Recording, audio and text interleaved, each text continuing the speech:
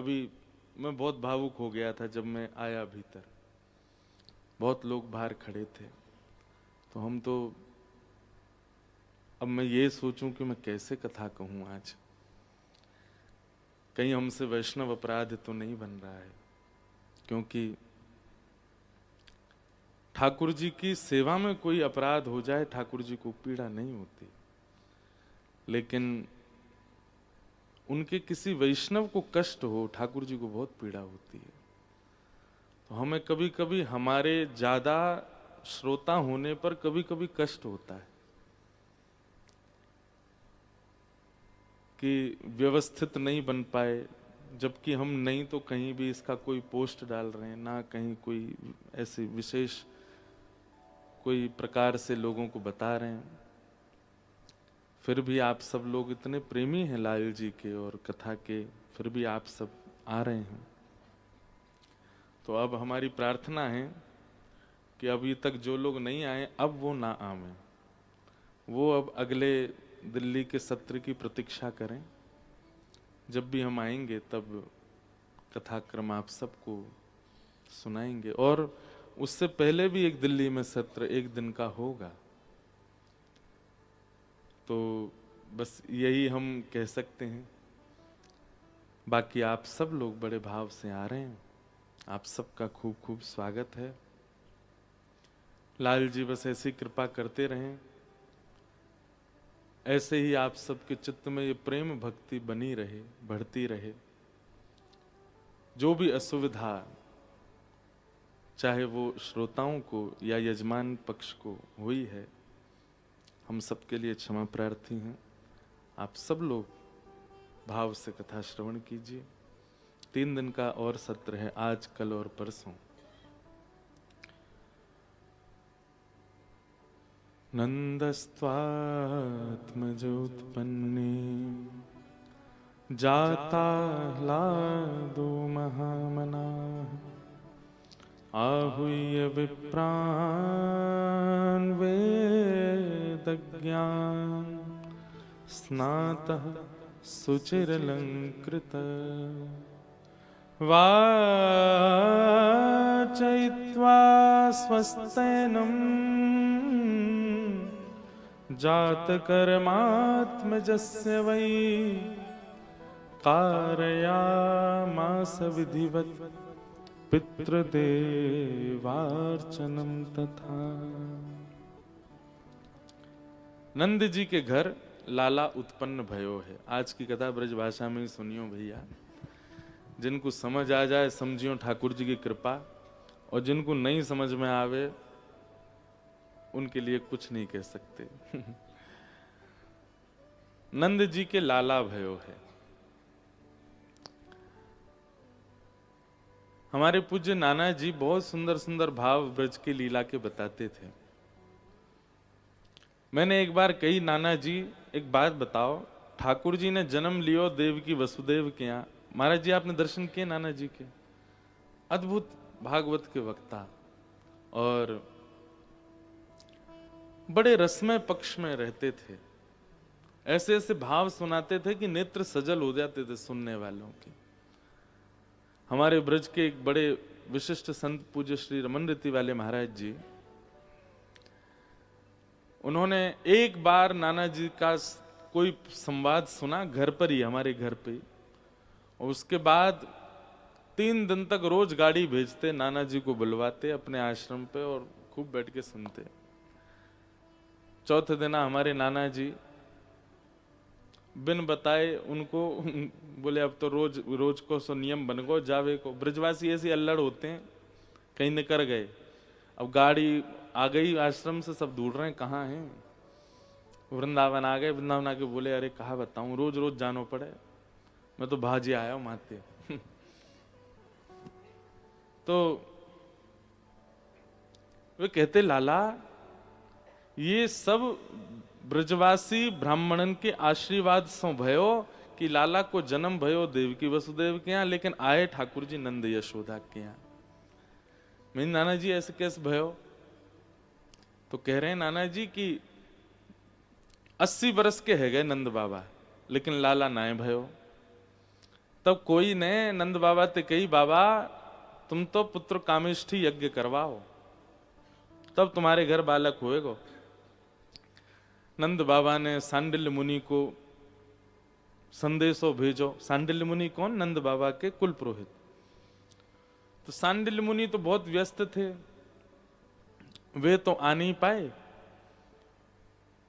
उनके स्थान पर उनके भांजे आए, और जैसे ही आए आकर के उन्होंने खूब आशीष दियो और फिर यज्ञ भयो। यमुना तट पर सबरे ब्रजवासी बैठे हैं, ब्राह्मण। नंद बाबा ने सबके हलवाई की व्यवस्था करी। ऐसा होवे जब कोई अनुष्ठान आदि करो तो सब जितने ब्राह्मण आएंगे सबके भोजन की व्यवस्था, उत्तम रहने की व्यवस्था, सब बहुत व्यवस्थित। हम लोग भी जहां भी कथा होती है तो हमारे रसोईया संग चलते हैं, बढ़िया सुंदर सुबह दोपहर शाम बढ़िया प्रसादी बनती है, लाल जी को भोग लगता है, चकाचक पाते हैं। तभी सबरे चकाचक से ही हैं। तो हम लोगों का कोई ऐसा तो है नहीं, भाग दौड़ घर से दूर रहते हैं तो चकाचक पाते हैं। तो ब्राह्मण सब सवेरे सवेरे उठे, स्नान ध्यान करके संध्या करके जैसे ही आए तो महाराज मथुरा के हलवाइयन ने बढ़िया कचौड़ी बनाई। ब्राह्मणन से कही, बोले अरे भैया पहले बाल भोग कर लियो फिर अनुष्ठान प्रारंभ करियो। बाल भोग ही इतनो तगड़ो कियो महाराज कि सब ब्राह्मणन को नींद आवे लगी। बाल भोग करके सब ब्राह्मण बोले, आचार्य जी जो मुख्य आचार्य थे, बोले अब तो नींद आ रही है, एक काम करें 2-2 घंटा सबरे सो लें, फिर वहां के बाद उठ के स्नान करके राजभोग के समय, दोपहर की प्रसादी को राजभोग कहते हैं, दोपहर की प्रसादी के समय फिर अनुष्ठान करेंगे। हाँ भैया हमू नींद आ रही है, सो जाओ सबरे। सब सो गए, अनुष्ठान हुआ ही नहीं शुरू। और सुबह ही सो गए, दोपहर में उठे, स्नान ध्यान करके जैसे अनुष्ठान में बैठे, इतने में हलवाई बोले, अरे राजभोग तैयार है, पालियो। आचार्य जी सब ब्राह्मण बोले, भैया कहा करें। हलवाई बोले, ऐसा मत करो, हमने बहुत बढ़िया गड्ढ की सब्जी, दाल, पूड़ी, चावल सब बनाए हैं, एक एक पूड़ी तो पाए लो, फिर बैठ जाइए अनुष्ठान में। अब एक तो वो नाम की होती है, एक की जगह 2-3 तो पवी जाती हैं। सब ने खूब चकाचक फिर पा लियो, फिर नींद आने लगी।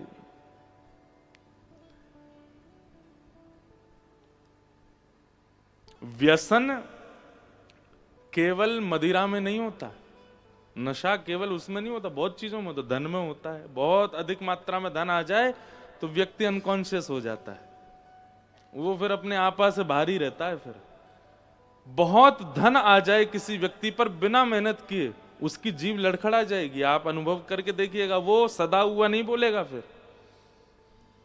उसकी भाषा शैली बदल जाएगी।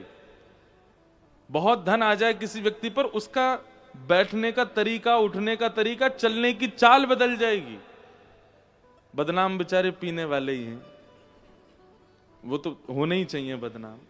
पर नशा केवल उसमें नहीं होता, अतिशय धन में भी होता है, अतिशय मद में भी होता है।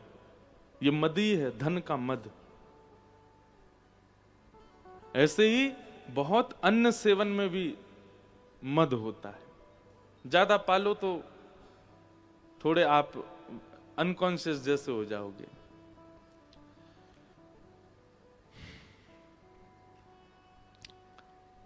सब ब्राह्मण सो गए दोपहर में, फिर से बोले अब शाम को करेंगे अनुष्ठान। शाम को उठे, स्नान ध्यान करके जैसे ही बैठे, हलवाई बोले भैया रात की ब्यारू तैयार है, पालो। ब्राह्मण बोले भैया तू अनुष्ठान ना प्रारंभ होने देगो। बोले अब ये या को काय को अत्याचार करो, पालो एक एक रोटी। एक एक रोटी पा करके सब बढ़िया तैयार भय। 9-10 बज गए होंगे रात के, तब घड़ी तो थी नहीं, बैठे होंगे अनुष्ठान में। सोई रात्रि को समय, सब ब्रजवासी ब्राह्मण बोले अनुष्ठान का प्रारंभ रात में हो रहा है, थोड़ी अनुचितता लग रही है चित्त में। एक काम करें, सो जाएं, सुबह सुबह ब्रह्म मुहूर्त में प्रारंभ कर देंगे। आचार्य जी बोले नंद बाबा को पुत्र प्रदान करवाना है, तुम्हारो एक दिन तो भोजन में ही नहीं करोगे। तो सबरे ब्राह्मण नंद बाबा के लिए प्रार्थना करते हुए ठाकुर जी से कह रहे हैं, हे ठाकुर जी, अनुष्ठान भले ही प्रारंभ नहीं भयो, लेकिन यहाँ नंद बाबा ने चकाचक आनंद करा रखो है। सोवे की उत्तम व्यवस्था, पावे की उत्तम व्यवस्था, कोई दिक्कत ना है विधाता। हम ब्राह्मणन की लाज बचियो, या के घर लाला बन के, या तो लाला भेज दियो, नहीं आवे तो तू ही आ जाइयो। हमारे पूज्य नाना जी बोले, ब्राह्मणों ने इतने भाव से ठाकुर जी से कही, ब्रह्म वाक्यम जनार्दनम। ठाकुर जी ब्राह्मणों की वाणी मानते। ऐसे विनोद में सुनाते, बोले ब्राह्मणन के आशीर्वाद ते ही लाला आयो। जन्म तो लियो देवकी वसुदेव क्या, लीला वहां भी मथुरा में भी कर सकते थे ठाकुर जी, वृंदावन ही क्यों आए, नंद यशोदा की आई क्यों आए? क्योंकि बहुसंख्यक ब्रजवासी ब्राह्मण नंद बाबा से प्रसन्न है। विप्रों की प्रसन्नता हरि प्रसन्नता है, वैष्णवों की प्रसन्नता, नाम जापकों की प्रसन्नता, संतों की प्रसन्नता हरि प्रसन्नता। आप जितने भी वैष्णव संत आदियों के पास जाते हैं, वो सब आपको देख करके प्रसन्न हो जाते हैं। सीधी बात है भैया, सारे मेंबर ऑफ पार्लियामेंट आपसे प्रसन्न हैं तो प्रधानमंत्री को प्रसन्न होना ही पड़ेगा। ठीक वैसे ही प्रधानमंत्री ठाकुर जी हैं, मेंबर ऑफ पार्लियामेंट सारे ब्राह्मण हैं। ये जितने ज्यादा आपसे प्रसन्न रहेंगे, जितने ज्यादा साधु संत महात्मा वैष्णव आपको देख करके प्रसन्न हो जाएंगे, ठाकुर जी उतने ज्यादा प्रसन्न है। नंद बाबा के यहां लाला भयो, पूरे ब्रजमंडल में आनंद हैरो है।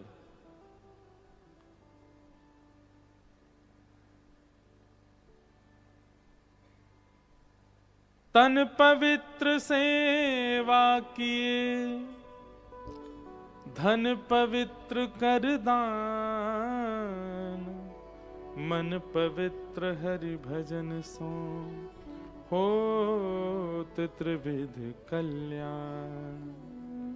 तन की पवित्रता स्नान में नहीं है, सेवा में। जो असहायों की सेवा या किसी भी व्यक्ति की सेवा करने में जिसको आलस नहीं आता, कोई सेवा का कार्य उसको बता दिया जाए और वो तुरंत फुर्ती में आकर के उस सेवा के कार्य में लग जाता हो, ऐसे व्यक्ति का तन पवित्र है। तन पवित्र सेवा की।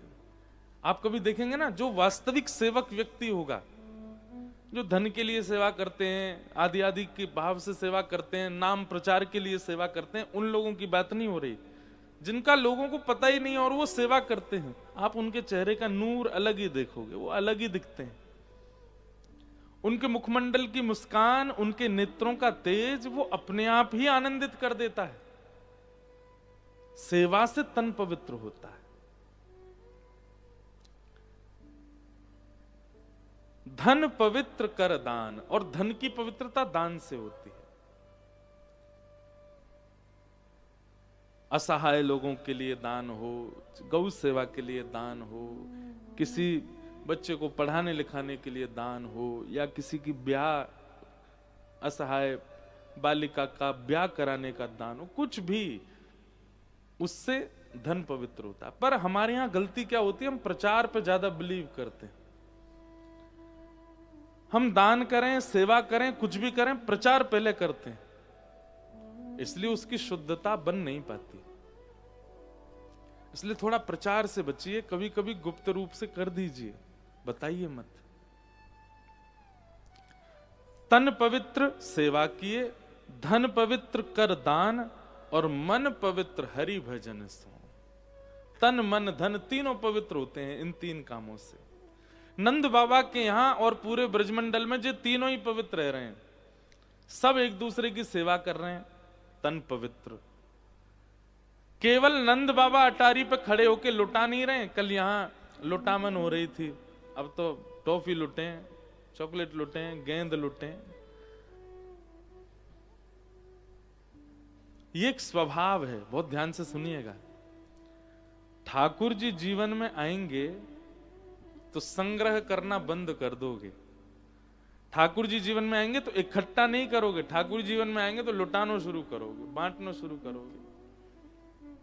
हमारे बाबा खूब लुटामे महाराज, एक ही झोला है इनके पास में, और यार झोला में जन कितने पैसा धरे होंगे पता ना है, और नहीं विश्वास हो तो लेके भाग जाओ। कोविड के टाइम पे महाराज जी के भंडारे नहीं रुके हैं, और केवल यही वस्त्र हैं, यही झोला, इसी से ही पूरी दुनिया। अमेरिका केवल 1 घंटा सोने जाते हैं महाराज जी।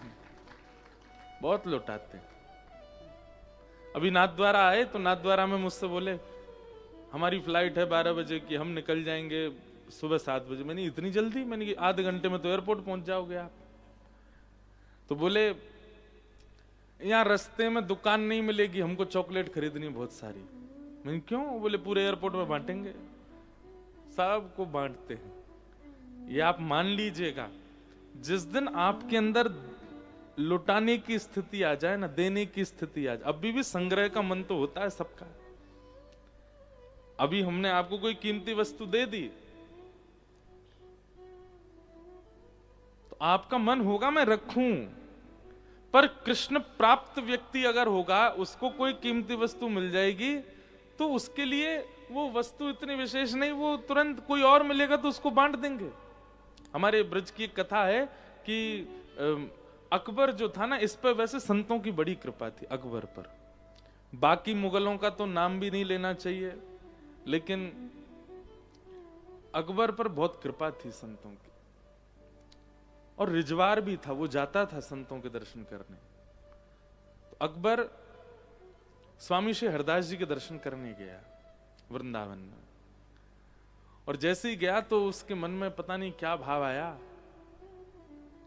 बड़े लोगों का एक स्वभाव हो जाता है कि वो ना सामने वाले को रिझाने के लिए केवल धन का ही प्रयोग करते हैं। उन पर भाव तो होता नहीं, उन पर और कुछ तो है नहीं, तो धन ही देते हैं। तो अकबर ने एक बहुत महंगी मणियों की और ना जाने कैसे कैसे रत्नों की माला स्वामी जी के कंठ में पधरा दी। स्वामी जी कंठ में तो पहनते नहीं थे तुलसी के अलावा, तो उसको कहा नीचे ही रख दो। तो अकबर ने नीचे पधरा दी। अब अकबर स्वामी जी को नहीं देख रहा, केवल अपनी दी हुई माला को ही देख रहा था। और वो बस ये सोचे मैं कैसे भी करके इनको बताऊं कि इस माला में एक नग कितने का है, जिससे अंदाजा लग जाए कि पूरी माला कितने की होगी। तो अकबर बताता, बोले हमारे वहां यमन देश के एक वो थे, उनके मुकुट का एक मणि जो थी वो सबसे मूल्यवान थी, वैसी मणि पूरे भारत में, पूरे विश्व में कहीं नहीं है। उस मणि का भी श्रेष्ठतम नग है मेरे पास, और वो नग इसमें लगा है माला में। बहुत सुंदर है, इसको पहनेंगे ना स्वामी जी कभी, और तो आनंद आ जाएगा देखने वालों को, कोई पहचानने वाला हो। अब वृंदावन तो बेचारा गांव है, यहाँ कौन जाने। वो ऐसी बातें करने लगा स्वामी जी के सामने बैठ के।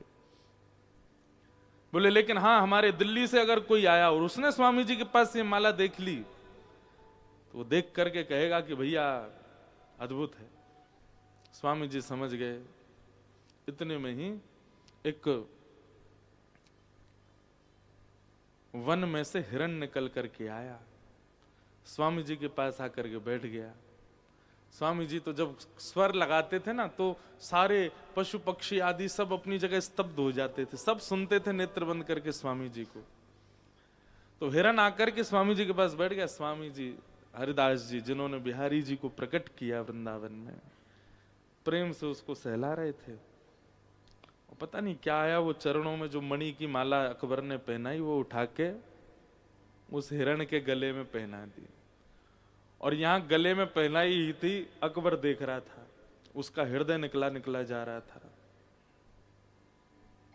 बोले आगरा खरीद लिया जाएगा, इतनी महंगी है ये, और ये देखो हिरण को पहना रहे। इतने में ही जाने क्या हिरणों के झुंड की आवाज आई, और वो माला पहनाते ही हिरण उठ के दौड़ करके भागा और सीधा जंगल में प्रवेश कर गया। अकबर तानसेन को बोलने लगा, ये क्या हो गया, तुमको पता है कितनी महंगी माला थी, और वो उसको जानवर को पहना दी, पहन के भाग गया भीतर। अरे नहीं पहननी थी, मुझे ही वापस कर देते, अपनी किसी बेगम को पहना देता। स्वामी जी थोड़ी देर सुनते, ए सुन इधर आ, क्या बात है, बहुत देर हो गई तुझे सुनना हूं मैं, अब तू कभी मणि की बात करता है, कभी एक बात करता है, माला चाहिए तुझे तेरी वापस। अब बेचारा ना भी बोल रहा, पर मन से कह रहा दे ही दो, जानवर को पहनाने से अच्छा। तो स्वामी जी ने एक राग गाया, और जैसे ही उस राग की ध्वनि प्रकट हुई, असंख्य हिरण निकल करके जंगल से आए और सबके गले में एक सी माला, वही मणियों की माला। और अकबर से बोले, तुझे कसम है अपनी वाली लेके जाइयो, जो तैने पहनाई थी वही लेके जा, निकाल कौन से हिरण के गले में है। अकबर समझ गया, भैया ये कोई फकीर नहीं है, ये कोई ऐसी राह चलते कोई जादूगर नहीं है, कोई चमत्कारी महापुरुष नहीं है, ये साक्षात प्रिया प्रियतम को लाड़ लड़ाने वाली हमारी श्री ललिता जी के अवतार स्वामी श्री हरदास जी महाराज। कान पकड़ लिए, बोले क्षमा कर दें भगवान, अब नहीं ऐसी बात होगी।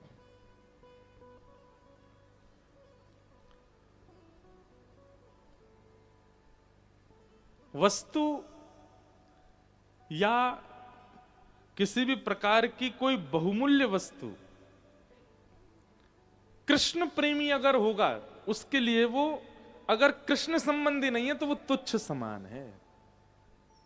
और क्षमा कीजिए, आपके चित्त में अगर ऐसी भावना अभी तक नहीं आई, और मुझे पता है नहीं ही आई होगी, तो अभी आप ठाकुर जी के प्रेमी हुए नहीं है। ठाकुर जी जीवन में आ जाएंगे तो संग्रह का मन नहीं करेगा। भक्तिमती मीराबाई का जब ब्याह हो गया, तो ब्याह के बाद जब अपने ससुराल गई, तो उनकी ननद ने, वो भाभी आती है तो गेट पर रोकते हैं ना, और फिर नेग मांगते हैं। तो मीराबाई की जो ननद थी वो द्वार पे खड़ी हो गई, और द्वार पे खड़े होकर बोली, भाभी नेग दो, मेड़ता की राजकुमारी हो आप, सामान्य नेग नहीं चाहिए मुझे ऐसा कोई बहुमूल्य वस्तु दो जो विश्व में किसी के पास ना हो, और जो विश्व में सबसे ज्यादा बहुमूल्य हो। मीराबाई तुरंत अपना एक झोला सा था उसको निकाली, और उसमें से तुलसी की माला निकाल कर बोली, लो पहनो, इससे ज्यादा बहुमूल्य कुछ नहीं। उनकी ननद बोली, तुम मेड़ता की राजकुमारी और मेवाड़ की राजकुमारी को ये लकड़ी की माला पहना रही हो, दूर फेंको इसको। मीराबाई बोली, प्राण निकल जाएंगे ना जिस दिन, उस दिन सारी सोने की वस्तु, सारी मणियां तुम्हारे शव के ऊपर से उतार ली जाएंगी, इसको कोई नहीं उतारेगा, ये तुम्हारे साथ ही रहेगी। सबसे बहुमूल्य यही है, क्योंकि धन तो जितना ज्यादा, जितनी ज्यादा संपत्ति, जितने मणि, उतने ज्यादा संसार में फंसने की क्रिया बनेगी। और भैया रत्न, स्वर्ण, चांदी आदि जो भी बहुव्यंजन हैं, बहु रत्न हैं, इन सबको जल में डाल दो, सब डूब जाते हैं, पर तुलसी जी को डालो, नहीं डूबेंगी। इस बात का प्रमाण है कि संसार रूपी भवाटवी में यदि बचना है तो एक लकड़ी का सहारा तो जीवन में हो, उसके सहारे भवसागर पार हो जाओगे, और वो तुलसी। ऐसी स्थितियां बनने लगेंगी, ठाकुर जी जीवन में आ गए तो आपका संग्रह का मन नहीं होगा। तो नंद बाबा लुटा रहे हैं, और केवल नंद बाबा नहीं लुटा रहे हैं, जितने ब्रजवासी हैं वे सब भी अपनी अपनी अटारियों पर खड़े होकर के वे भी लुटा रहे हैं। भागवत जी वर्णन करती हैं कि सबके चित्त में ऐसा आनंद हुआ कि मानो जैसे हमारे ही लाला भयो है। ठाकुर जी जीवन में आएंगे तो संग्रह नहीं करोगे।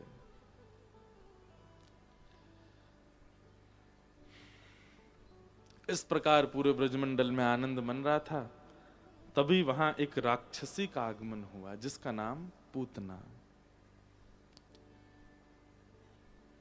भक्ति में सबसे पहली बाधा पूतना, भक्ति में सबसे पहली बाधा है पूतना। आप जब भक्ति के मार्ग पर चलना प्रारंभ करेंगे, ठाकुर जी की लीला कथा नाम जप के मार्ग पर जैसे ही बढ़ोगे, आपके जीवन में सबसे पहले पूतना आएगी। पूतना का स्वरूप क्या है? आप ठाकुर जी के आश्रय में हो, नाम जप करते हो, कथा सुनते हो, संत जनों को प्रणाम करते हो, वैष्णव जनों के आगे सर झुकाते हो, लेकिन इन सब के बीच एक दिन अचानक क्या होगा? आपको वृंदावन पर, अपने गुरु पर, गुरु नाम पर, गुरु निष्ठा पर, भगवत क्रिया पर, भागवत आदि इन सब ग्रंथों पर संशय उत्पन्न होगा।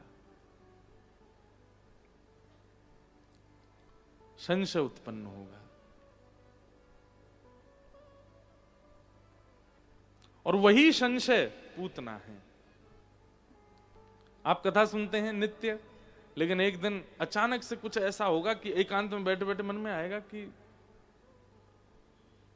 कहीं ऐसा तो नहीं है कि इसका कोई प्रारूप नहीं है, ये केवल ऐसे ही चली आ रही कथा की परंपरा, और ये सब महाराज जी लोग जो भी बोल देते हैं ऐसा करो वैसा करो, ऐसा तो नहीं कि इसका कोई लाभ नहीं, कहीं हम बहकावे में रखे जा रहे हैं।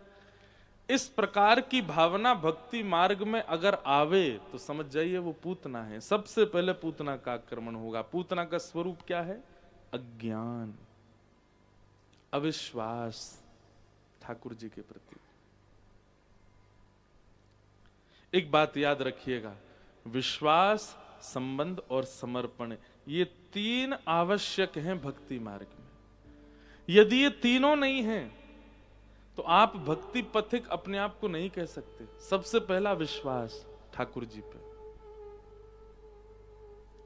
विश्वास है, भरोसा है, चाहे कैसी भी स्थिति बन जाए नाथ मेरे साथ है, मुझे विश्वास है। इसका मतलब ये नहीं कि बच्चे ने पढ़ाई नहीं करी और एग्जाम पेपर को हाथ में लेकर ठाकुर जी मेरे साथ हैं, पास तो मैं हो ही जाऊंगा। अपने अधिकार का श्रम कीजिए, अपने कर्तव्य का निर्वहन तो कीजिए, लेकिन विश्वास रखिए ठाकुर जी मेरे साथ हैं, अनुचित उचित जो भी होगा सब मंगल होगा, मैं अपना कर्तव्य निभाता रहूं। वो वाली बात नहीं कि कमरे में पहुंच गए, बाहर से गेट लॉक करवा करके चाबी फेंकवा दी, बोले अगर भगवान हैं तो यहीं कमरे में ही रोटी खवा जाए मुझे। ठाकुर जी आ भी गए होंगे तो गेट से लौट जाएंगे। बोले हाथ दिए, पाम दिए, नाक दिए, आंख दई, कान दियो, जीव दई, बुद्धि दई, कर्तव्य करने के लिए। क्रम करो, कर्तव्य करो, पर मुझ पे विश्वास रखो कि सब मंगल में होगा, पर तुम अपना कर्म मत त्यागो। सब छोड़ करके एकांत में बैठ जाना, ये उस स्थिति की बात है, उस स्थिति में अभी हम नहीं गए हैं। सबसे पहला भक्ति में विश्वास ठाकुर जी पर रखो, अपने कर्म करते रहिए, कर्तव्यों का निर्वहन कीजिए, पर विश्वास रखिए ठाकुर जी सब मंगल करेंगे, कोई चिंता की बात नहीं। दूसरी बात, संबंध, ठाकुर जी से एक संबंध तो होना चाहिए। मैं तो कथाओं में कहता हूं कि अगर ठाकुर जी केवल भगवान दिखते हैं आपको, उनके प्रति केवल भगवान वाली ही फीलिंग आती है आपको, तो शायद इस जन्म में तो उद्धार होना संभव नहीं है। एक संबंध हो, कुछ हैं वो आपके, मित्र मानो, गुरु मानो। आप अपने अगर परिवार में शामिल नहीं करना चाहते तो मित्र मानो, ये तो दुर्भाग्य कि परिवार में शामिल नहीं करना चाहते, लेकिन फिर भी परिवार वाली फीलिंग नहीं आ रही ठाकुर जी से, तो गुरु मान लो, मित्र मान लो, सखा मान लो। संबंध। और तीसरी बात, समर्पण। समर्पण सीधे नहीं होगा, विश्वास होगा तभी संबंध संपन्न हो पाओगे, और संबंध जब संपन्न होगे तभी समर्पण हो पाएगा। इसलिए तीन धाराओं का विशेष ध्यान रखिए अगर आप वास्तव में भक्ति पथ के पथिक बनना चाहते हैं तो। विश्वास, और उस विश्वास को जो डगमगाता है, उस विश्वास को जो विचलित करता है, उसी का नाम है पूतना। ठाकुर जी के प्रति भरोसा जो आपका डगमगा रहा है।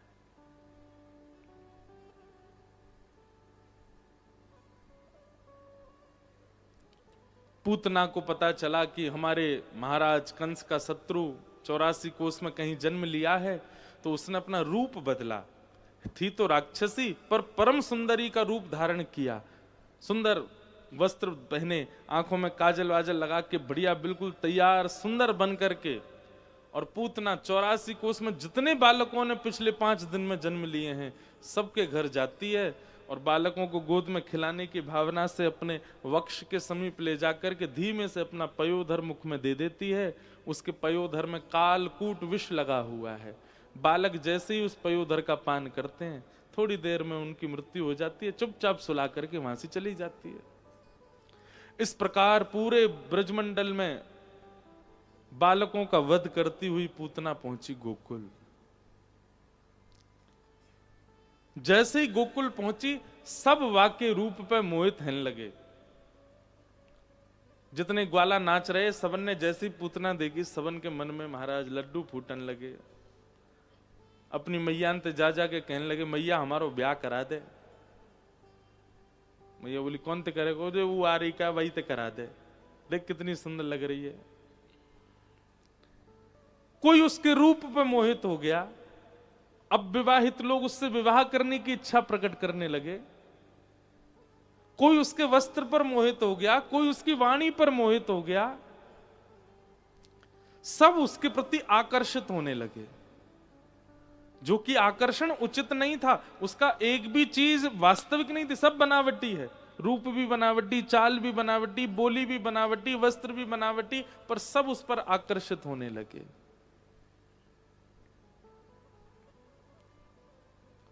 नंदोत्सव मना रहे थे, नंद घन आनंद भयो, लेकिन जैसे ही पूतना निकली, जहां जहां से निकल के जाती है, सब भूल जाते हैं कि हम क्या उत्सव कर रहे हैं, सब उसी को देखने लग जाते हैं। यही है अविद्या। आप कथा सुन रहे हैं, आप भजन कर रहे हैं, आप अपने ठाकुर जी की सेवा कर रहे हैं, आप अपने गुरुदेव के प्रवचन सुन रहे हैं, आप किसी भी प्रकार का धार्मिक क्रिया कर रहे हैं और उसमें खूब मन लगा करके कर रहे हैं, लेकिन अचानक किसी संसारी क्रिया के कारण आपका ध्यान वहां से हटके उसकी ओर चला गया, वही पूतना है। इसलिए कभी कभी मैं कहता हूं कि पूतना के प्रति आकर्षित भी नहीं होना और दूसरों के लिए स्वयं भी पूतना मत बनना। कोई भजन में लगा है, कोई कथा में लगा है, कोई धार्मिक अनुष्ठान में लगा है, तो थोड़ा इंतजार कर लीजिए कि वो हो जाए निवृत्त, तो उसके बाद जाएं, कहीं हम पूतना नहीं बन जाएं। इसका ध्यान पूरा हमारी ओर केंद्रित हो जाएगा। पूतना ने सबको अपनी ओर आकर्षित कर लिया, सब पूतना को देखने लगे। जैसे ही पूतना ने नंद भवन में प्रवेश किया, यशोदा मैया के मन में भाव आयो, अरे विधाता, तू भी बड़ा निष्ठुर है। बता, लाला मेरो तेने अब भेजो, बहू इतने साल पहले ही भेज दी, अब इन दोनों उनको मेल कैसे होएगो?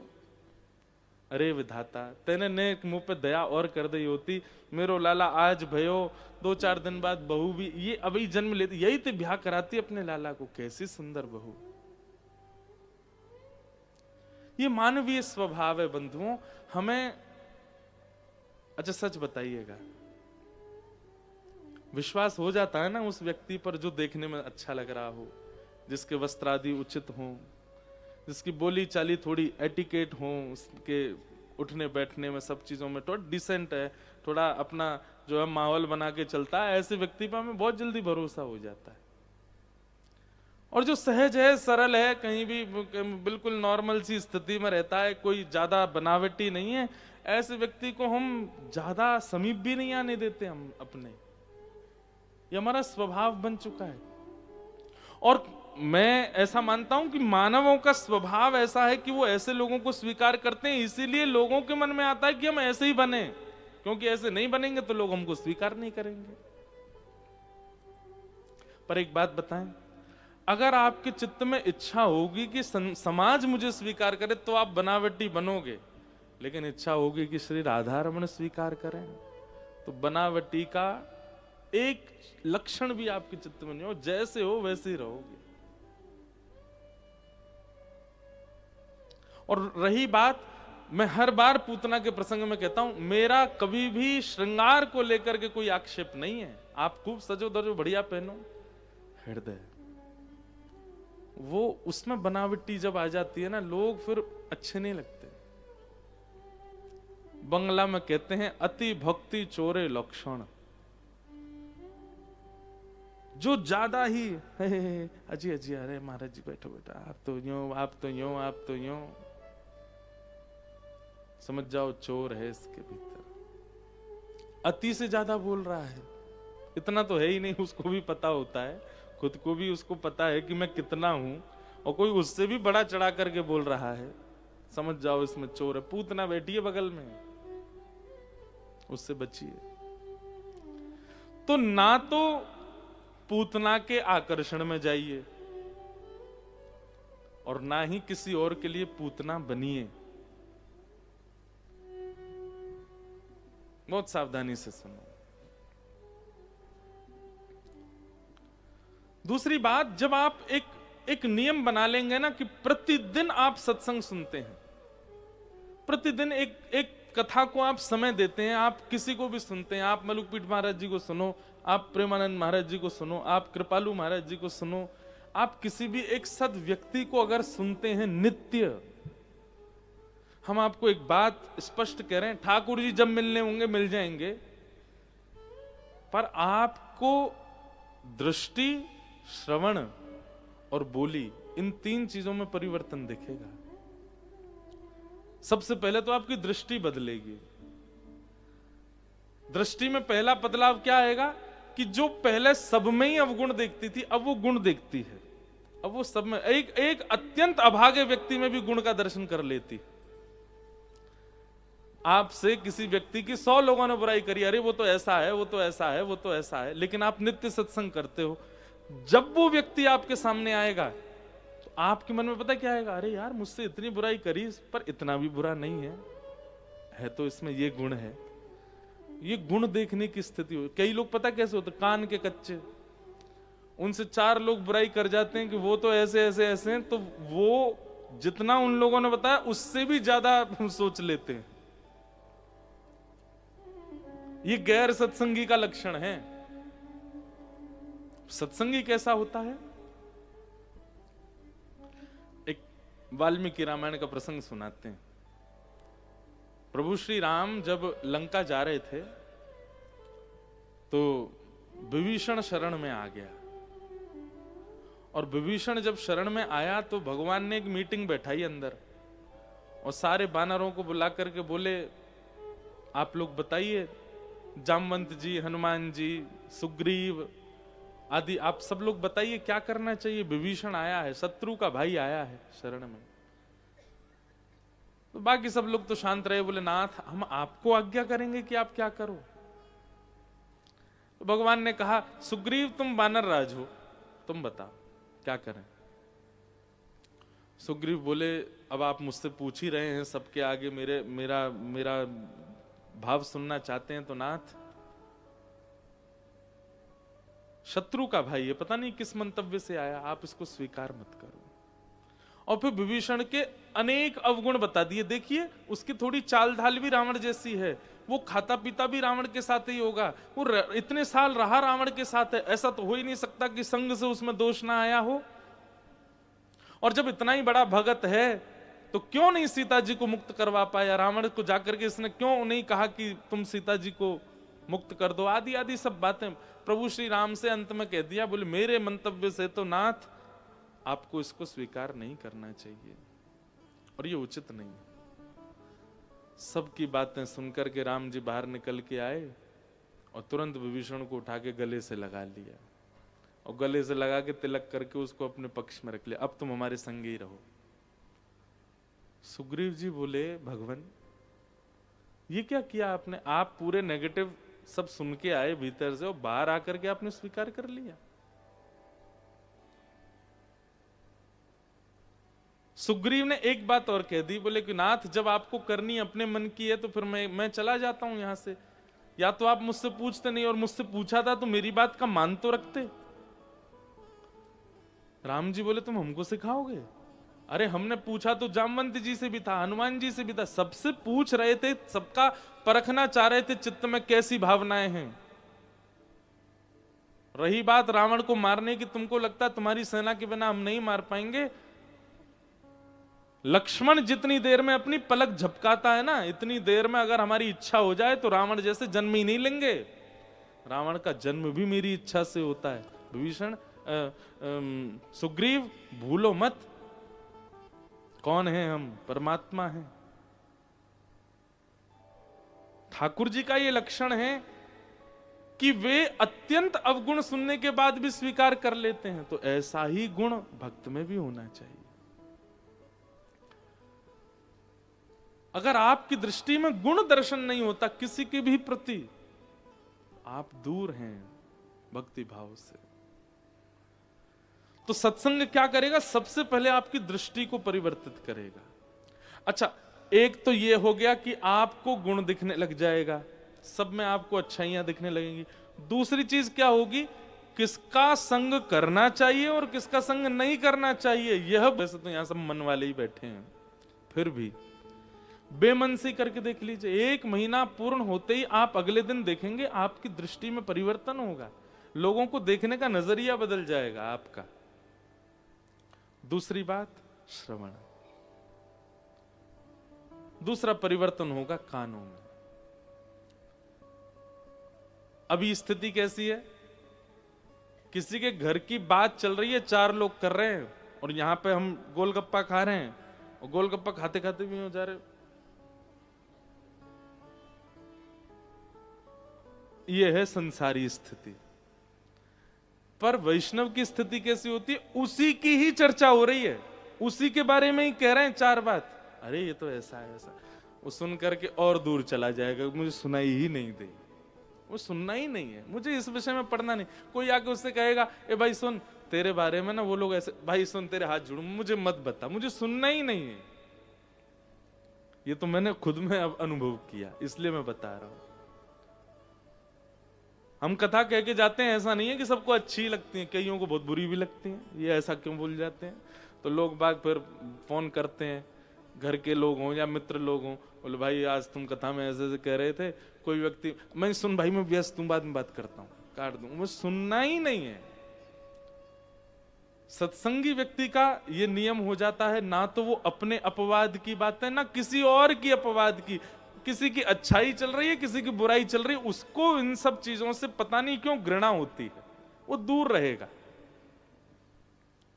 बोला भाई मेरे सामने बैठो, मेरे पास बैठो, या तो कोई अच्छी चर्चा कर लो या कोई भगवत चर्चा कर लो, इसके अलावा किसी की निंदा, किसी की स्तुति मुझे सुनने में कोई रुचि नहीं।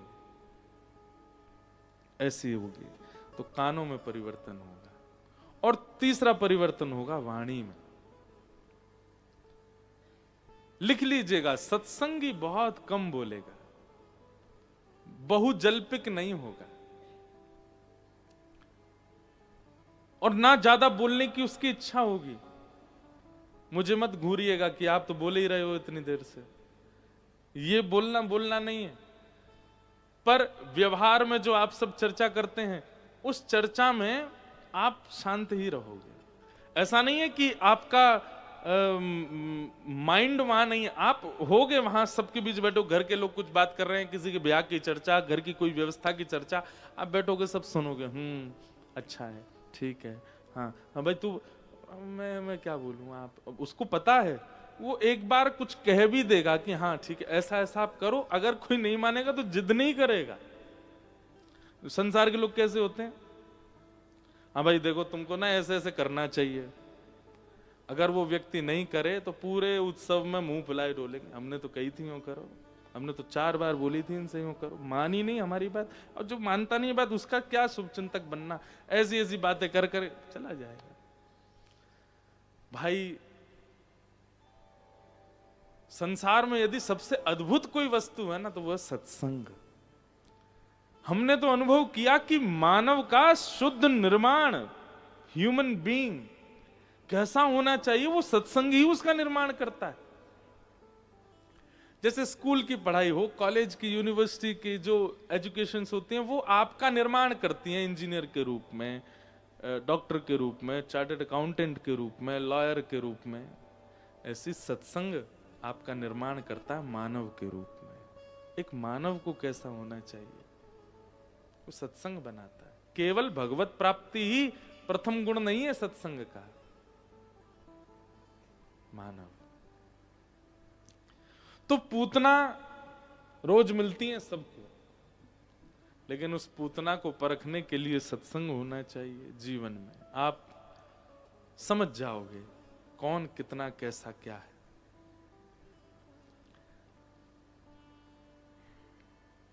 पूतना जैसी आई, यशोदा मैया उसको देखने लगी। यशोदा मैया तो बोली लाओ लाला दे दो। अरे बहन बड़ी दिना में दिखी हो, कहाँ ते आई हो, मैंने तो पहली बार देखी हो। बोली मेरो ब्याह है हो पास के गांव में। पूतना बोल रही है अच्छा ब्याह है गए हो? बोले हाँ। कोई बालक बच्चे हैं तुम्हारे? बोले ना अभी तो ना है। देखो भैया लाला होए तो पूरी दुनिया बुलाइयो, अगर तुम्हारी लाली होए तो मुझे बुलाइयो। पूतना बोली क्यों लाली होए तो क्यों बुलाऊं? अब मेरो भी लाला ही है तो फिर आगे बात चलाएंगे। मतलब मैया तो यहां तक सोच बैठी है कि इतनी सुंदर है तो यहाँ की लाली भी सुंदर ही होगी। गोद में जो ठाकुर जी हैं यशोदा मैया के, उनकी आयु कितनी है? 6 दिन की। कितनी? 6 दिन के। कितना इतना सा बालक होता है? 6 दिन के ठाकुर जी हैं। मन ही मन सोच रहे हैं मैया रुक जा, तेरी सास मेरी सास को मुंह दिखाऊंगा अभी तो है। कैसी है ये? तू यहाँ की छोरी तो मेरे ब्याह करना चाह रही है?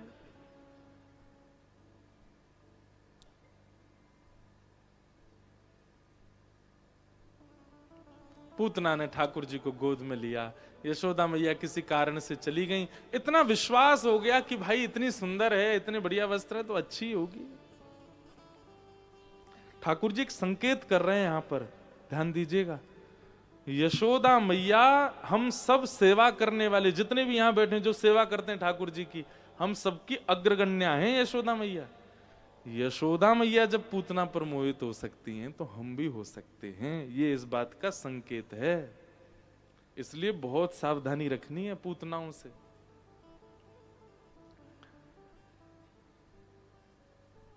ठाकुर जी पधरा दिए और पधरा करके यशोदा मैया बाहर चली गई। पूतना ने जैसे ही अपना पयोदर भगवान के मुख में दिया, ठाकुर जी ने पहले उसके विष को पिया, दुग्ध को पिया, रस तत्वों को पिया, पुण्यों को पिया, पापों को पिया। प्राण शमम रोष समन्वितो पिबत काड़म कराभ्याम। ठाकुर जी ने जैसे ही भगवान प्रपिड्यतत, जैसे ही गाड़ करके पूतना के प्राण पीने प्रारंभ किए, धीमे धीमे पूतना को पसीना आने लगा, घबराहट सी होने लगी। इतनी देर हो गई, ये बालक मरता क्यों नहीं है? ठाकुर जी को खूब उसने पकड़ करके दूर, सा मुंच मुंचाल मत प्रभाषणी, ठाकुर जी को दूर फेंकने लगी। लेकिन ठाकुर जी ने तो ऐसे कस के पकड़ा है पूतना को कि नहीं अब तो ठिकाने लगा के छोड़ेंगे हम।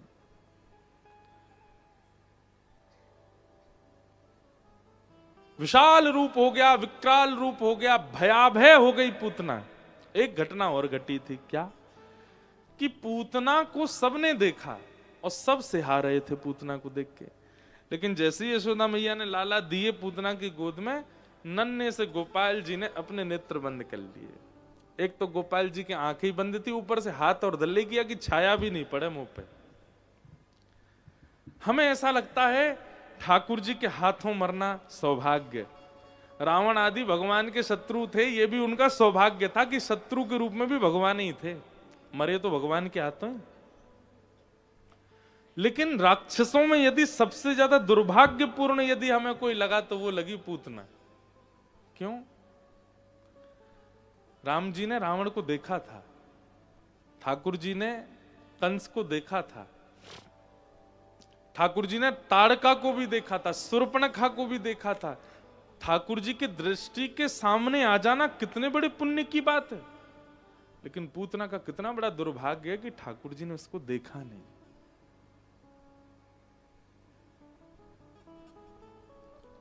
इसलिए आप समझ रहे हैं बात को। राक्षस मतलब काम की पराकाष्ठा, क्रोध की पराकाष्ठा, ईर्ष्या की पराकाष्ठा जिनमें है उनको राक्षस कहते हैं। पर पूतना राक्षसी तो है, काम क्रोध लोभ ईर्ष्या सबकी पराकाष्ठा तो है, पर इसमें एक अवगुण ऐसा है जिसके कारण ठाकुर जी इसको नहीं देख रहे हैं। और वो अवगुण क्या है? कृष्ण प्रेम में झूम रहे, आनंद कर रहे, ठाकुर जी का चिंतन कर रहे सब ब्रजवासियों को इसने अपनी ओर आकृष्ट किया, मतलब उनका भजन छुड़वाया। ठाकुर जी किसको नहीं देखते हैं? जो वैष्णवों के भक्ति में बाधा बनता है उसको दृष्टि से देखते नहीं। और दूसरा, जो अपनी वास्तविकता में नहीं रहता है ठाकुर जी उसको नहीं देखते हैं, जो रूप बदल करके रहे उसको देखते नहीं। इसलिए भैया ये दो चीजों पर बहुत विशेष ध्यान रखिएगा। एक तो वास्तविकता ठाकुर जी के सामने प्रस्तुत करो, और दूसरा अन्य यदि कोई भगवत भजन में है उसके भजन में बाधा कभी मत बनो, नहीं तो ठाकुर जी आपको देखेंगे नहीं। एक पंढरपुर में एक भक्त थे, उनका नाम था चोखो मेला। क्या नाम था?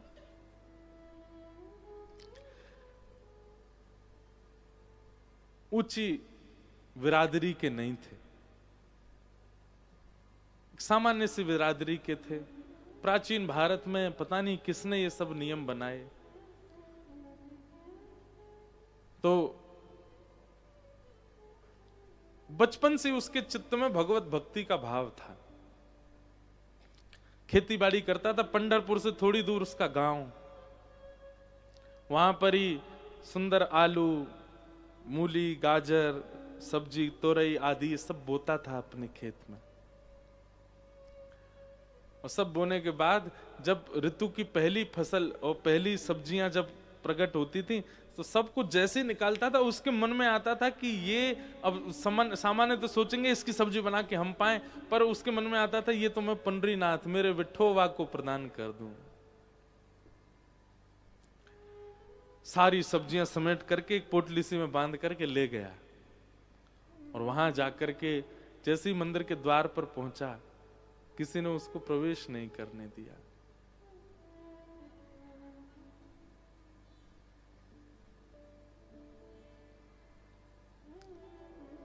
बाहरी किसी को पधरा दी सारी सब्जियां, उन्होंने भी भोग नहीं लगाया, बोले कि अरे इसके हाथ की सब्जी ठाकुर जी को जाएगी। ठाकुर जी को बड़ी पीड़ा हुई। अगले दिन फिर से उसने सुंदर व्यवस्था करी, और जब सब्जियां निकाली तो उनको लेकर के गया। किसी ने उसको बताया, बोले तुम्हारी सब्जियां ठाकुर जी को पधराई नहीं गई हैं। तो आज वो हठ पूर्वक मंदिर में प्रविष्ट हो गया, भीतर चला गया, ठाकुर जी के सन्मुख पधराने लगा। पुजारियों ने झुंड बना करके और कुछ लोगों ने उसको पकड़ करके खूब पीटा। बोले तू घुसा कैसे भीतर, तुझे अधिकार नहीं आने का। जैसे ही उस पर हाथ उठाया, पंडरीनाथ भगवान ने भीतर से अपनी किवाड़ बंद कर ली। पुजारियों ने देखा कि कोई भीतर है क्या, बोले कोई नहीं है भीतर। फिर मंदिर कैसे बंद हुआ? खूब प्रयास किए, ठाकुर जी ने मंदिर नहीं खोला।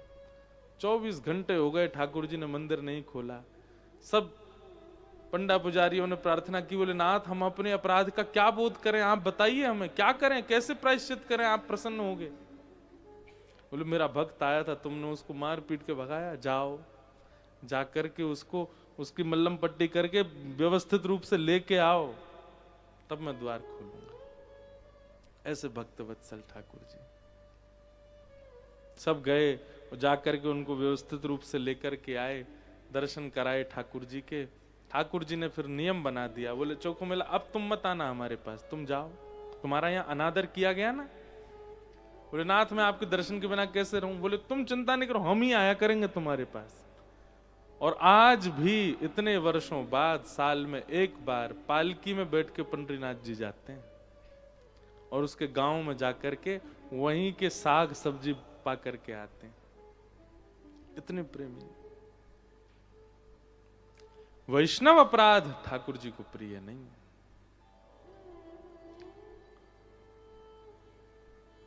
पूतना अपने रूप में आ गई, भगवान ने जैसे ही देखा कि अब राक्षसी बन गई, तुरंत ठाकुर जी ने अपने हाथ हटा लिए, और अब देखा पूतना को, हाँ अब आई ना अपने असली रूप में। भगवान ने उसके प्राण पी लिए, और विशाल स्वरूप पूतना का गिर पड़ा, वध हुआ। बोल पूतना मर्दन भगवान की जय। सब ब्रजवासियों ने जैसी देखा इतनी विशाल पूतना गिरी पड़ी है, जोर की आवाज आई, सब दौड़ करके गए, जाकर के ठाकुर जी को उठा करके गौशाला ले गए, गौमूत्र से स्नान कराया, गौरज भगवान के श्री अंग में लगाई, और ठाकुर जी को गौ पुच्छ से झाड़ा दिया। बाल्यकाल से ही ठाकुर जी की सेवा में गैया है। 6 दिन के ठाकुर जी गौमूत्र से स्नान कर रहे हैं, गौरज लगवा रहे हैं और गौ पुच्छ से झाड़ा लगवा रहे हैं।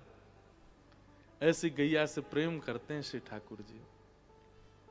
धीमे धीमे ठाकुर जी अब 3 महीना के भये।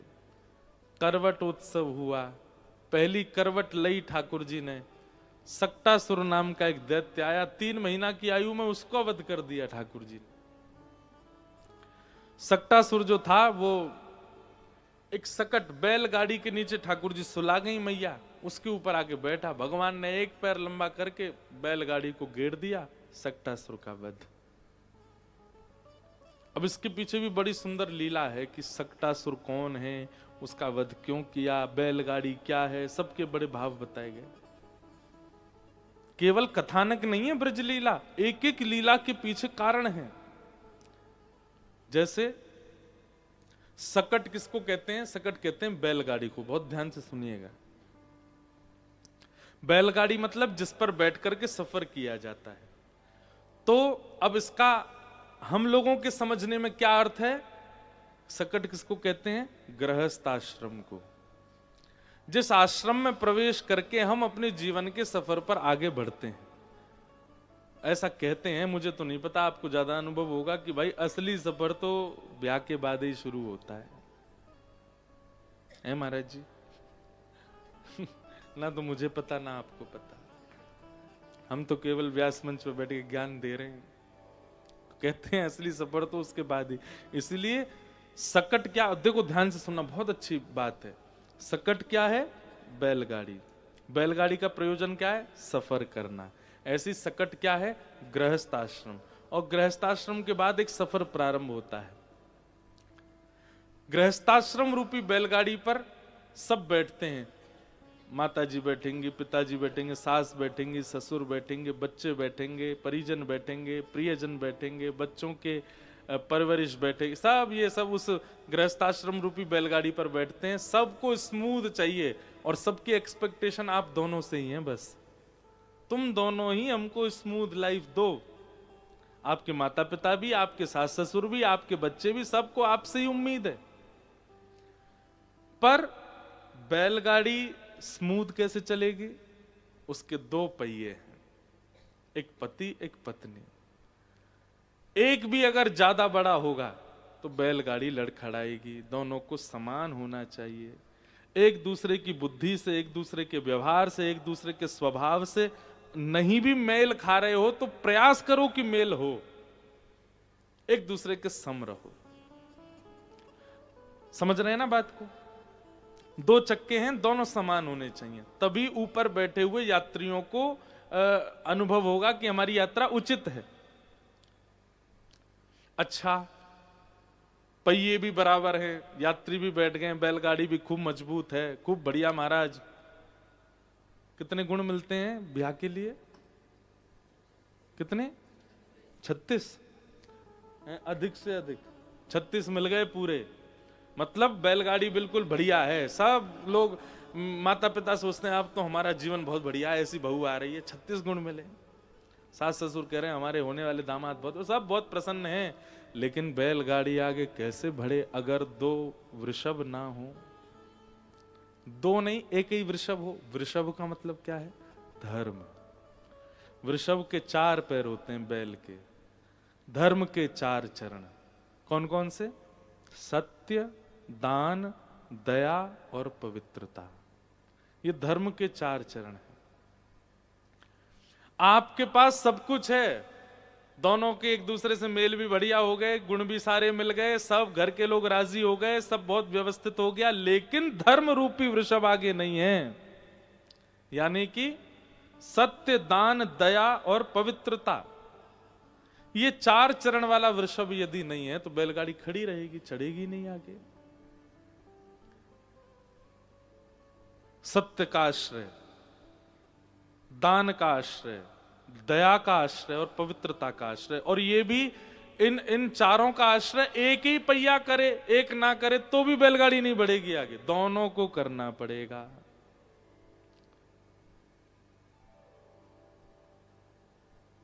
धर्म हमारे गृहस्थ आश्रम रूपी इस गाड़ी को आगे बढ़ाने वाला हो।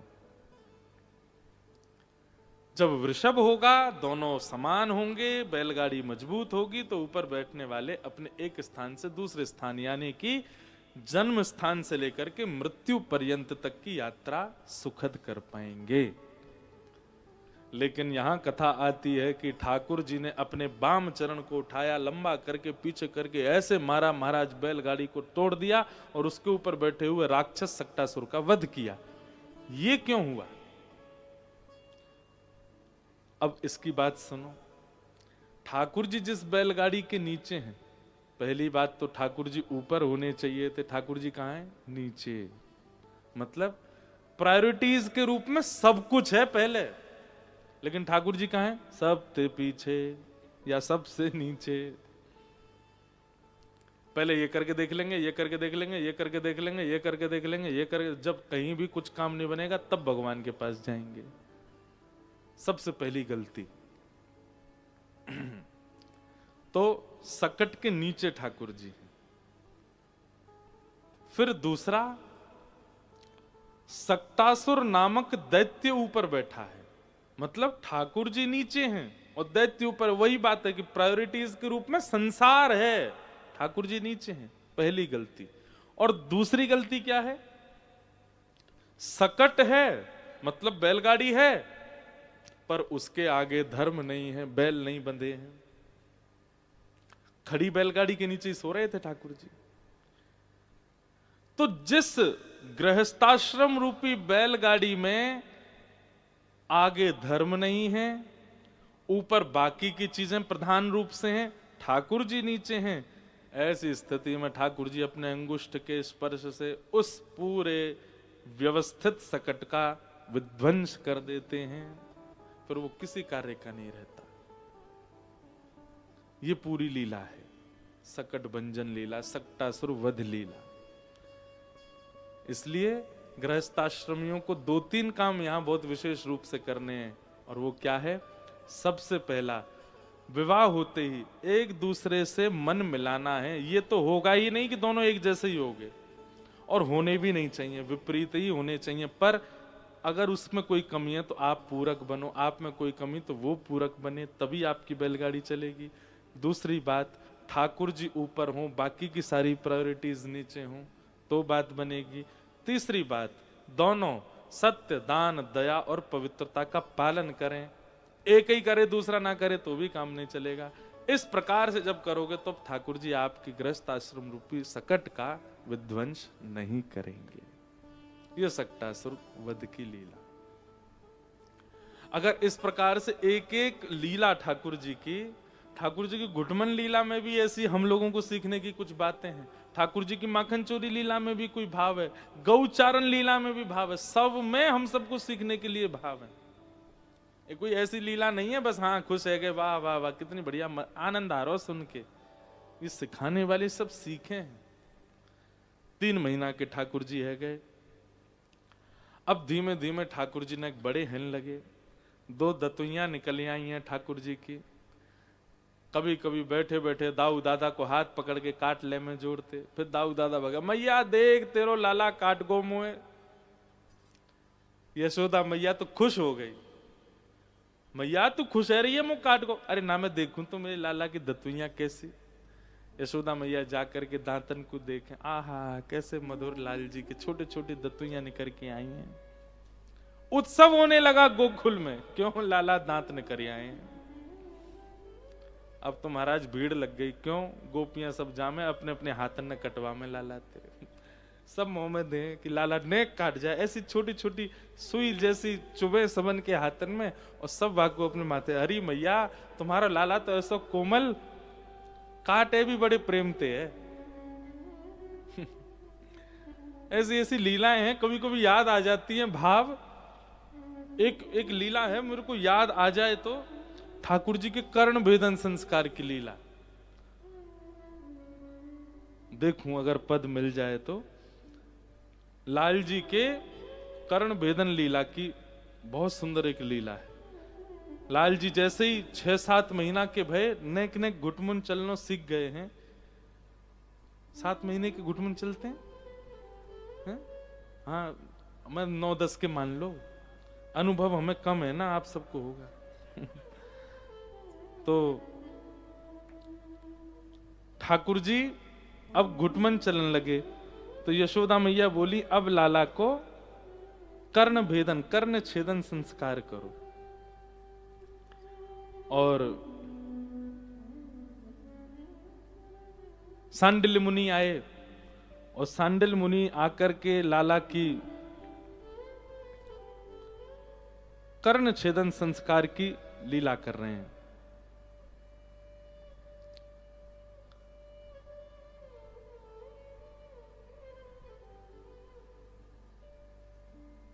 नहीं मिलेगा, थोड़ी सी लीला मुझे याद है, वही सुना देते हैं।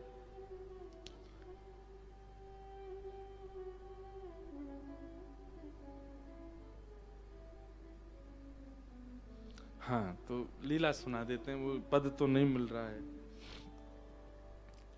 ठाकुर जी की कर्ण छेदन संस्कार हेरो है।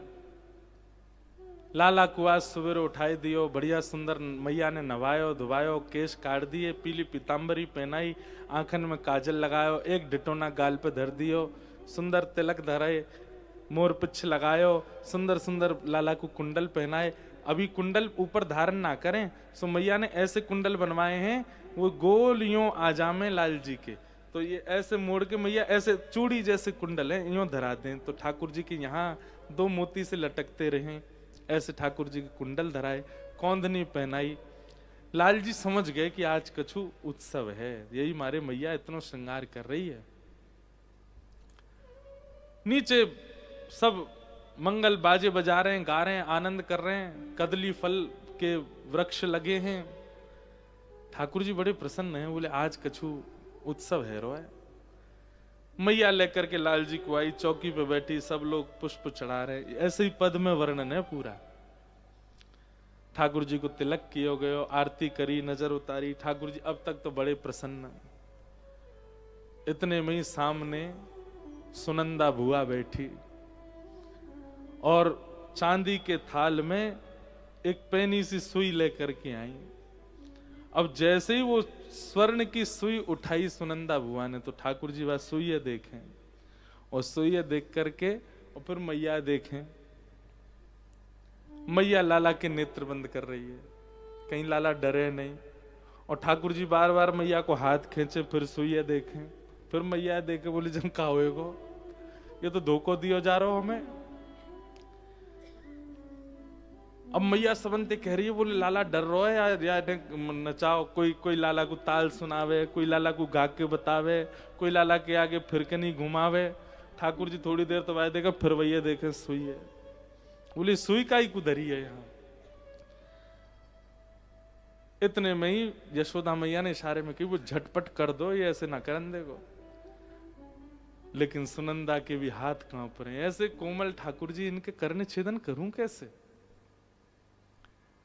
सुई हाथ में लेकर के, और जैसे ही लाला को कान पकड़ो, सोई ठाकुर जी समझ गए, बोले ओहो, ये सबरे नंद बाबा वगैरह सबन के कानन में कुंडल है, ऐसे मेरे पधरामेंगे काट के।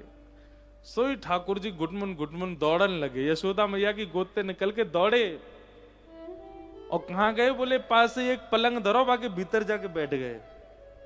और नीचे तो ही सब बुला रहे हैं, यहां तक कोई आवे तो पलंग को चले जाए, पलंग ते इतकू चले जाए।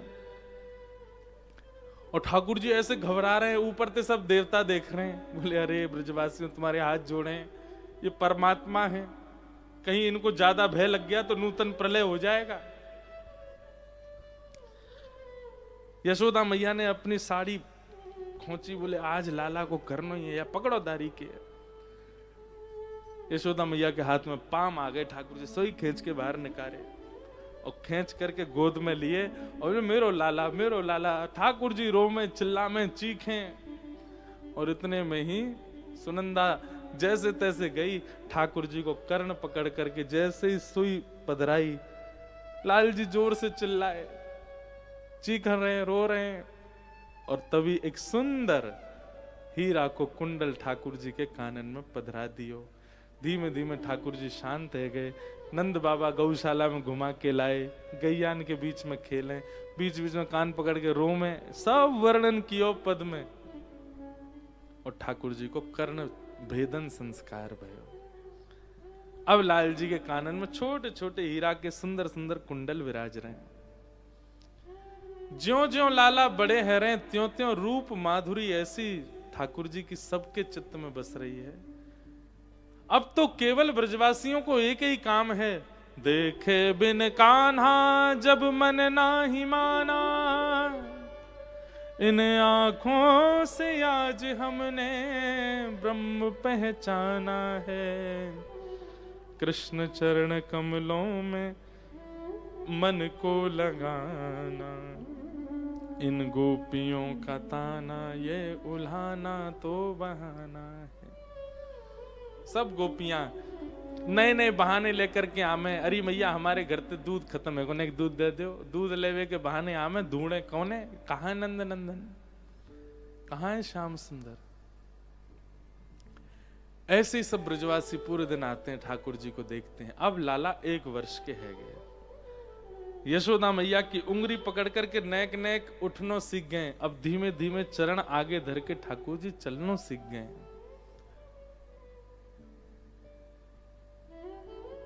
यशोदा मैया उंगली देकर के ठाकुर जी को चलनो सिखावे। थोड़ी देर बाद उंगली हटा ले सो ठाकुर जी धीमे धीमे चलें और फिर लुढ़क जाएं, गिर जाएं। ऐसे ठाकुर जी की मधुर लीला चल रही है। अब ठाकुर जी उठ के खड़े हैं लगे, चलन लगे। अब जैसे ही चलन लगे तो यशोदा मैया पल्ली तरफ जाके खड़ी है जाए, लाला को ऐसी गोद दिखावे, आजा आजा लाला मेरे पास आजा। ठाकुर जी धीमे धीमे पहले तो चिंता में चलें और फिर नेक चल के जोड़ते दौड़ के यशोदा मैया के अंक में आ जाएं। यशोदा मैया अंक में भर ले अपने लाला। अद्भुत लीला ब्रजमंडल में चल रही है। ब्रह्मा आदि देवता कह रहे हैं, श्रुति म परे स्मृति म परे भजन्तु भव भीता नीतिम अपरे, अहम तु नंदम वृंदे यस्यालिंदे ब्रह्म वसिता। बोले अगर कोई पूछ रहा है ब्रह्म कहाँ है, कोई कहता उपनिषदों में, कोई कहता शास्त्रों में, कोई कहता वेदों में, कोई कहता पुराणों में। अरे भैया परब्रह्म तो साक्षात वृंदावन में है, साक्षात ब्रजमंडल में है। ऐसे परब्रह्म का दर्शन देवताओं ने भी कभी नहीं किया जैसे परब्रह्म का दर्शन ब्रज में हो रहा है। इसलिए ब्रज सर्वश्रेष्ठ है। यहां ठाकुर जी ने वो लीलाएं की हैं जो देवताओं की सोच से भी परे हैं।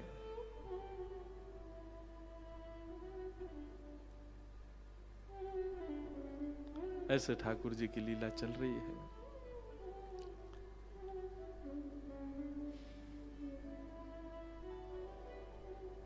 छोटे से लाल जी अब 1 वर्ष के है गए। गर्गाचार्य जी ने आकर के नामकरण संस्कार किए। बड़े लाला को नाम बलराम रखो और छोटे लाला को नाम कृष्ण रखो। बहुनि संति नामानि रूपाणि च सुतस्य ते, गुणकर्मानुरूपाणि तान्यहं वेदनो जना।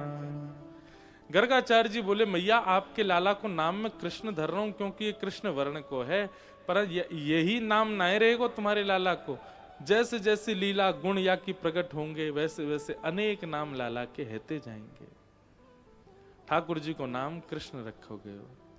धीमे धीमे ठाकुर जी अब नेक और बड़े है गए। अब ऊधम मचाने लगे हैं, पूरे घर में चौकड़ी मार के डोले। नंद भवन से बाहर जाए करके खूब सारो ऊधम मचामे। सब ठाकुर जी की लीला चल रही है। छोटो सो कन्हैया या के बड़े बड़े ने, बड़े बड़े ने, यमुना जी के पार जाके ठाड़ो मारे से।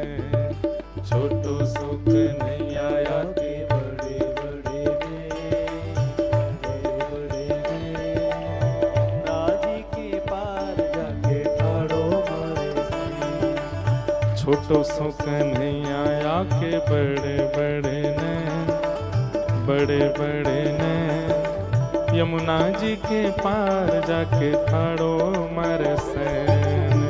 छोटो सो कन्हैया के बड़े बड़े ने गाओ बड़े ने यमुना जी के पार जाके ठाड़ो मारे से हे बजाए गयोरी बजाए हाँ बजाए गयोरी बजाए गयोरी हे बजाए गयोरी बजाए गयोरी हे बजाए गयोरी बजाए गयोरी ओ मेरे अंगना में बंशी बजाए गयोरी ओ छोटो सो कन्हैया के बड़े बड़े ने बड़े बड़े ने यमुना जी के पार जाके ठाड़ो मारे सैन छोटो सो कन्हैया के बड़े बड़े ने बड़े बड़े बोल बाल कृष्ण लाल की पार जाके ठाड़ो मारे सैन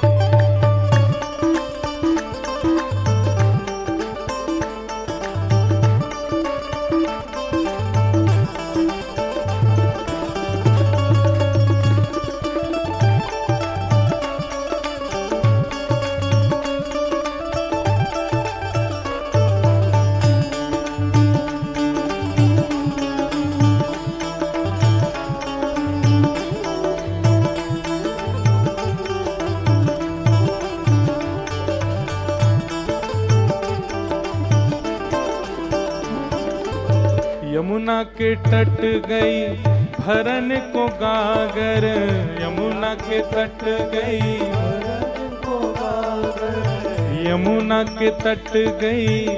अब ये ठाकुर जी की लीलाएं प्रकट हो रही हैं धीमे धीमे।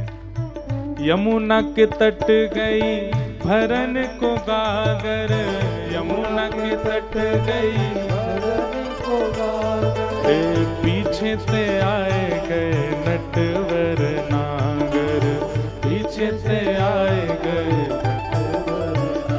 हाँ पीछे से आए गए नटवर नागर पीछे से आए गयो नटवर हे भिगोए गयोरी भिगोए गयोरी हाँ भिगोए गयोरी भिगोए गयोरी ओ मेरी सगरी चुनरिया भिगोए गयोरी ओ छोटो सो कन्हैया के बड़े बड़े ने बड़े बड़े ने यमुना जी के पार जाके ठाड़ो मारे से छोटो सो कन्हैया के बड़े बड़े ने बड़े बड़े ने यमुना जी के पार देखो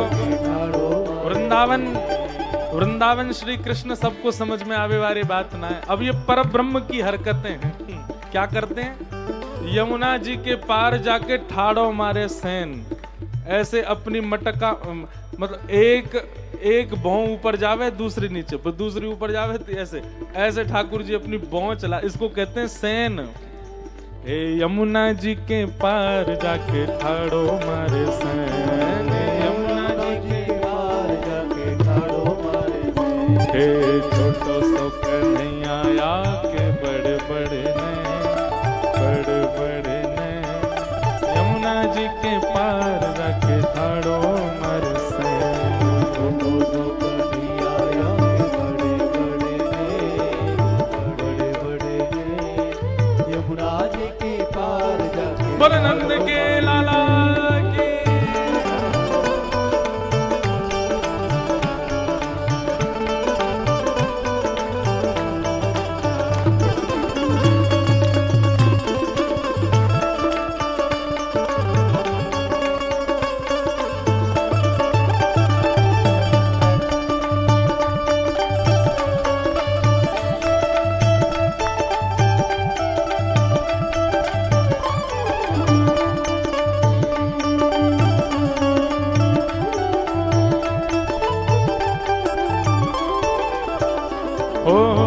अड़के खड़ो है मेरी गैल में आके अड़के खड़ो है मेरी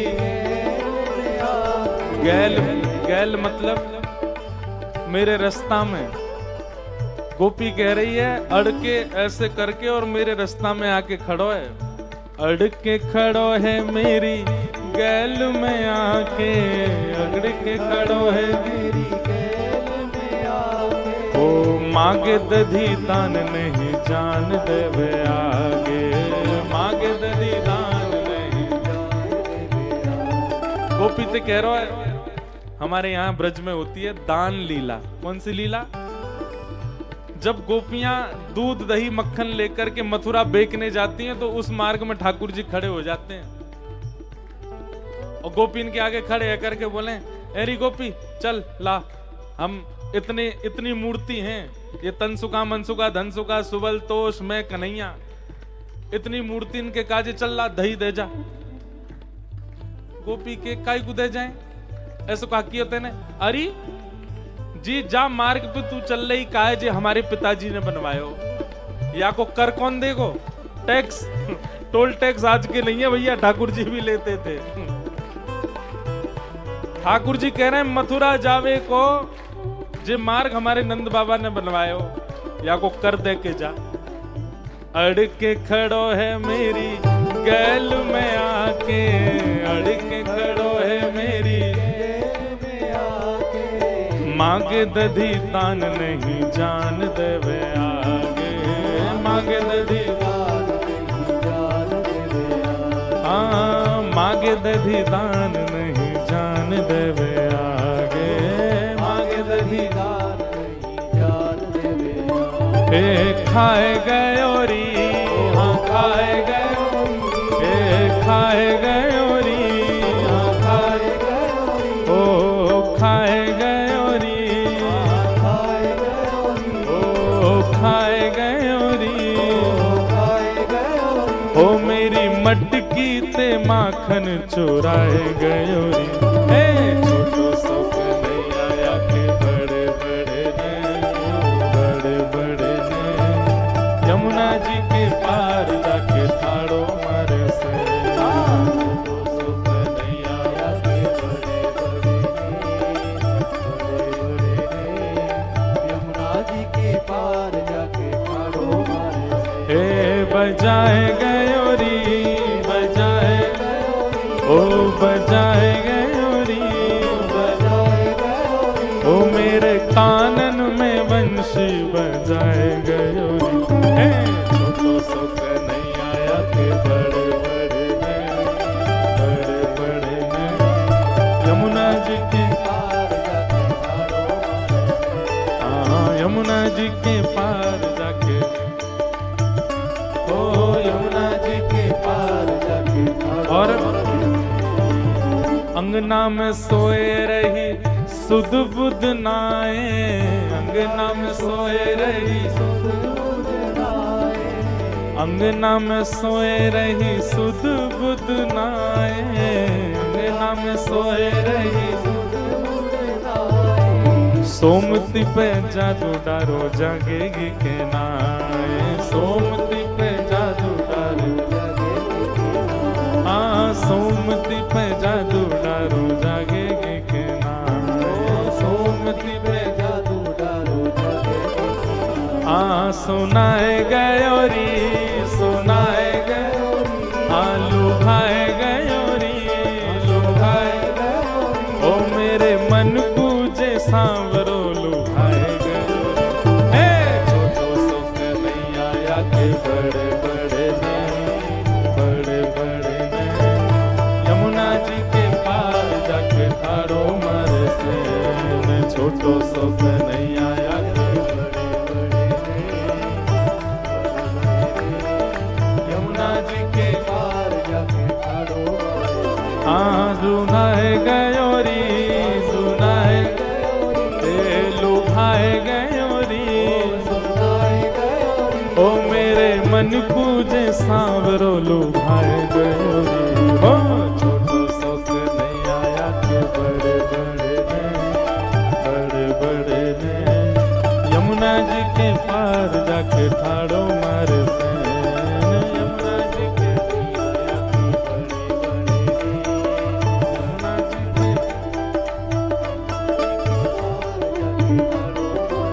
ओ यमुना जी के पार जाके ठाड़ो मारे से, ओ यमुना जी के पार जाके ठाड़ो मारे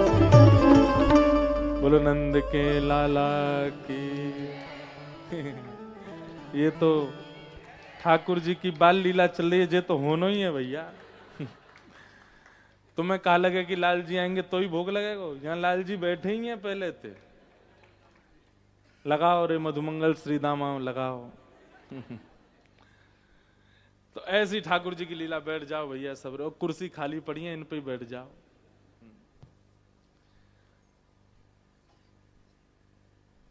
शृंग्यग्निड्यंष्टशिजलद्विजकण्टकेभ्यः क्रीडापरावति चलौ स्वसतो निषेद्धुम् ग्रह्याणि कर्तुमपि यत्र न तज्जनन्यो शोकात आपतुरलं मनसो नवस्था। ठाकुर जी कैसी कैसी लीला करते हैं। अच्छा बंधुओं, इन लीलाओं का कारण क्या है? बहुत ध्यान से सुनिए। सर्वगुण संपन्न व्यक्ति, सर्व योग्य संपन्न व्यक्ति, और व्यक्ति नहीं है, साक्षात परमात्मा है, उनके पास कोई कमी नहीं है, लेकिन उसके बाद भी कितने सहज, कितने सरल, कितने डाउन टू अर्थ, आज की भाषा में कहें तो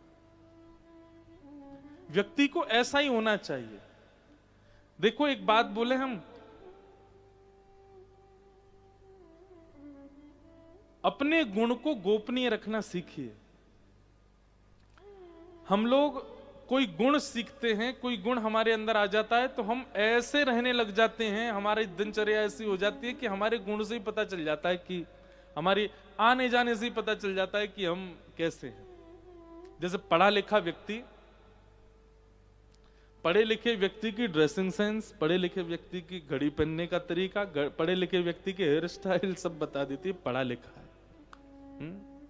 उसका यहां आना होता है तो देखते सब कहते हैं भाई तुम तो पढ़े लिखे हो, भले हो 10वीं फेल, लेकिन उसकी स्थिति देख करके सबको लगने लगता है कि पढ़ा लिखा है। ऐसे ही हमारे संत महापुरुषों में भी होता है कि उनकी चाल डाल और अदब से यूं लगता है भैया कोई महामंडलेश्वर होंगे। ठीक है, अच्छा है, लेकिन हमारी ऐसी भावना है, गोपनीय रखिए गुण को। पहली बार जब आपको कोई देखे तो उसको ऐसा ही लगे कि भाई ये तो कुछ नहीं जानता होगा, ऐसा स्वभाव होना चाहिए। इसको कुछ नहीं पता होगा, ये तो धनवान नहीं होगा, ये तो सामान्य होगा, ये तो ऐसा होगा। इस प्रकार से आपका स्वरूप स्वभाव होना चाहिए। ऐसे हमारे ठाकुर जी हैं, इतनी मधुर लीला कर रहे हैं वृंदावन में, अपने गुण को छुपा करके कर रहे हैं, भुला करके कर रहे हैं कि वे परमात्मा है। और प्रेम का ये स्वरूप होता है। मैं कथाओं में कहा करता हूं कि प्रेम जहां अतीत में होता है वहां प्रभुता छुपाई जाती है, बताई नहीं जाती, दिखाई नहीं जाती, प्रभुता छुपाई जाती है। ठाकुर जी ने वृंदावन में प्रभुता को छुपाया। क्या कर रहे हैं? श्रृंगी गैयाओं के सींग पे लटक जाते हैं। अग्नि यशोदा मैया चूल्हा में थे जलती भये, लकड़ी न लेके भागे दाऊ दादा के पीछे। द्यमष्टि, ये मुझे बहुत अच्छा लगता है, रोज अपने दांत गिने कितने निकल आए, और फिर अपने गिनने के बाद में फिर नए नए बछड़ा बछिया जो जन्मे उनसे कंपैरिजन करें। वाह, अब दिखा के धकवे का फायदा। जय हो भैया, अब ढक ही दो। पहले तो सबरो प्रसाद सबके आगे दिखाई दियो, अब वह ढक रहे हैं बेचारे भोरे सबरे ब्रजवासी ब्राह्मण हैं।